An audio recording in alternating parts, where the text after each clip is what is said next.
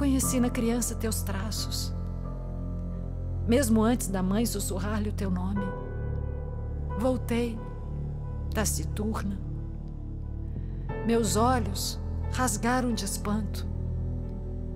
Tens um filho, Antônio. Estou às cegas, sem ti, sem mim, sem nada.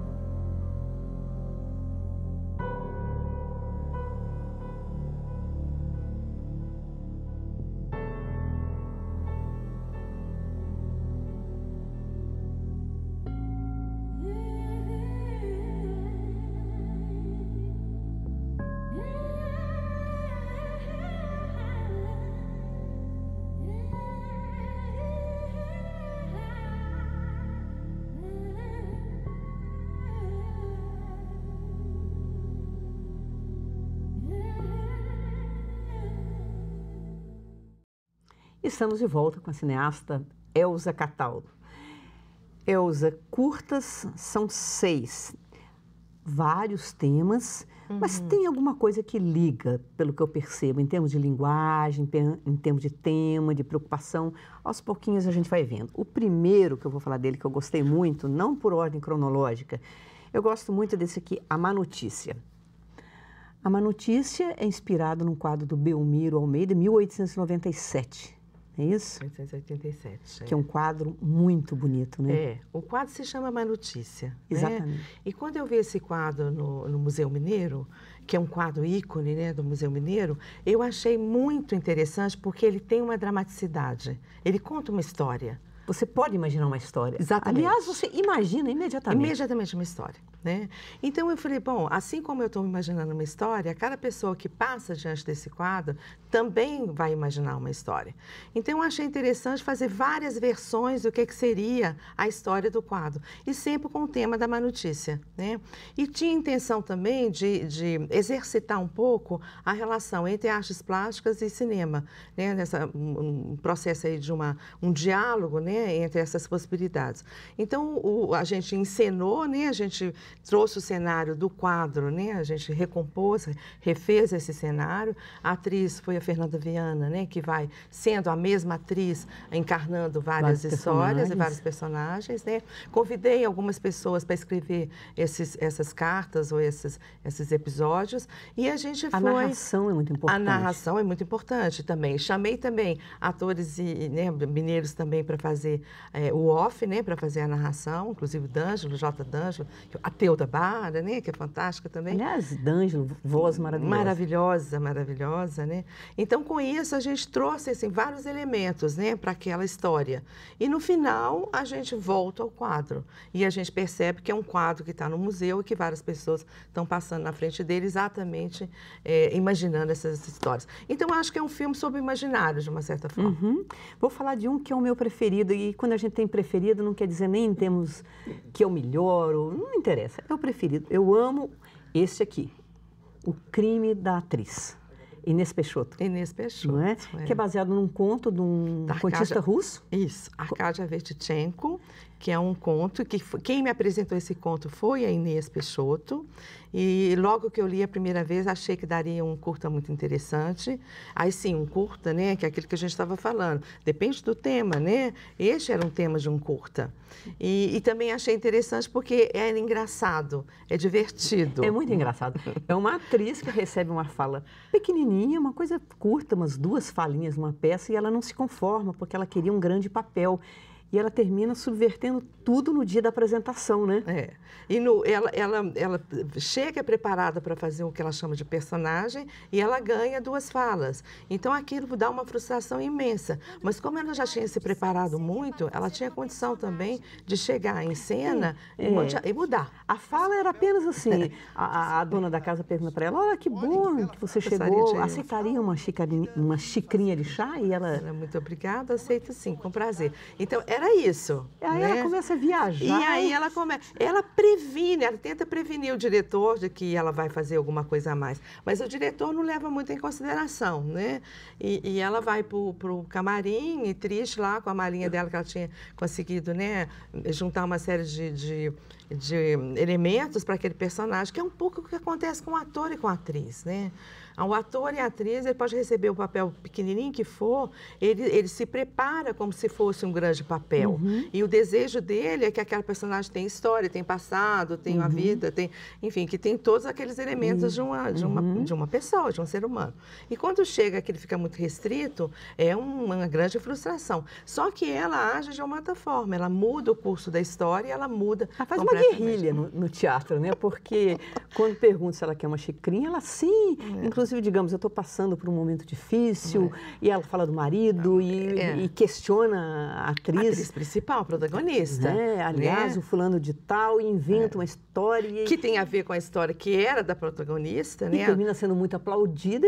Enfim, mas é muito engraçado. Ela recupera um pouco, né, o personagem que seria, né, o amante da protagonista, como se fosse amante dela. Ela cria uma narrativa, né? Ela cria uma outra narrativa. E paga um preço alto, né? E paga um preço. Mas os atores não conseguem acompanhar, que a gente estava falando há pouco do processo coletivo, que é muito difícil mesmo, né? Você conviver com uma pessoa criativa. Porque a pessoa criativa, ela subverte, ela revoluciona. E se o diretor e os atores não seguem aquilo, como foi o caso, é ela que brilha, né? Porque os outros não conseguiam, né, acompanhar. Ela reverte tudo, recebe uma multa, né? Que é o crime, né? Este é o crime dela, né? O famoso crime, né, dela é exatamente esse, é um crime de criatividade, né? Por ser criativa, por querer exercitar a sua criatividade. Mas acontece o seguinte, o conto, ele terminava aí, terminava ela saindo, cabisbaixa e tal, pelas ruas e tal, que é um conto russo, né? E eu mudei isso, né? Eu, como sou otimista, né? a favor da atriz, do crime da atriz. E otimista, eu falei, não, esse final não está combinando comigo, eu quero um outro final. Então, eu criei um outro final, que ela saindo do teatro, e o público também estava saindo, e reconhece o talento dela. E ela agradece, assim como a outra protagonista agradeceu. Todo mundo batendo palmas e reconhecendo, para ela, quer dizer... Que é muito triste o ator que não é reconhecido, né? A atriz que não é reconhecida. É o prêmio dela, vamos dizer assim, né? Agora, esse aqui também, que eu também selecionei entre os muitos, eu tive que selecionar alguns, né? Eu selecionei esse aqui, Ouro Branco. Este aqui, ele faz parte da pesquisa já do seu próximo filme. Ele daí já tem uma carga dramática muito grande. Foi um pouco uma mudança, né? Quer dizer, uma mudança até grande de passar por uma brincadeira como é o crime da atriz e passar por um tema tão complexo como é a Inquisição. A presença da Inquisição no Brasil.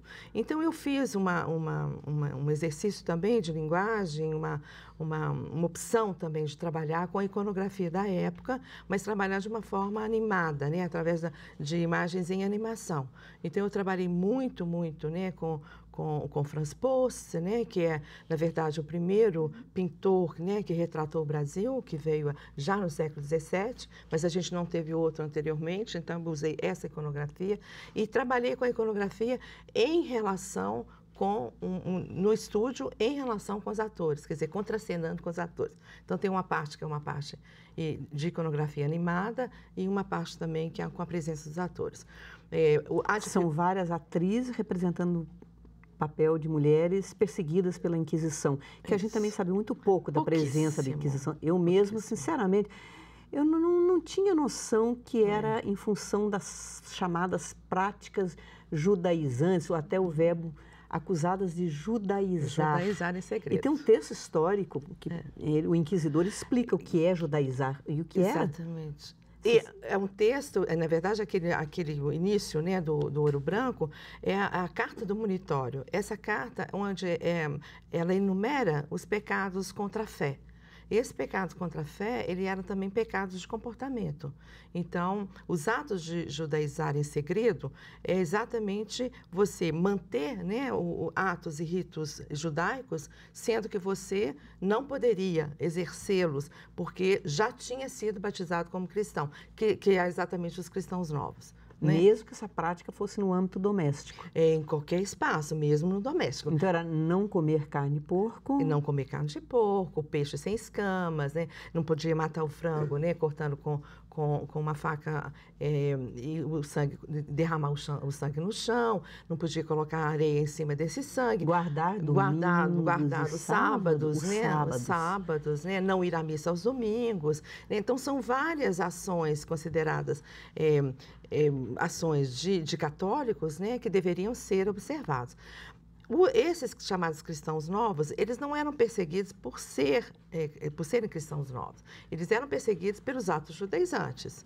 Né? À medida que eles exerciam qualquer rito, qualquer ato judaizante, eles passavam a ser perseguidos. E por trás daquilo ali não havia algum interesse econômico de tomar posse dos bens dessas pessoas? Olha, é sempre uma questão, a questão econômica está sempre presente também na presença da Inquisição, né? Por exemplo, o ouro branco, o que é o ouro branco? É a cana-de-açúcar, né? É o açúcar. O ouro branco, o açúcar era chamado ouro branco naquela época. A Inquisição só veio ao Brasil no momento que esses engenhos começaram a produzir de uma forma significativa o ouro branco, o açúcar. Aí chega a Inquisição e chega principalmente na Bahia, começa pela Bahia. Né? E na Bahia passa a perseguir os donos de engenho, que muitas vezes também eram cristãos novos, que tinha toda uma relação também com o judaísmo. Mas é bom lembrar que a Inquisição não foi só isso. A Inquisição perseguiu também mulheres e homens, né, que não cumpriam determinados ritos e determinados comportamentos considerados corretos pela Igreja Católica. Então, houve muita também perseguição a feiticeiras, a bígamos, a blasfemos, né, e também a mulheres também consideradas mulheres em atos, né, contra a fé. E neste caso da Bahia, muitos exemplos da homossexualidade feminina.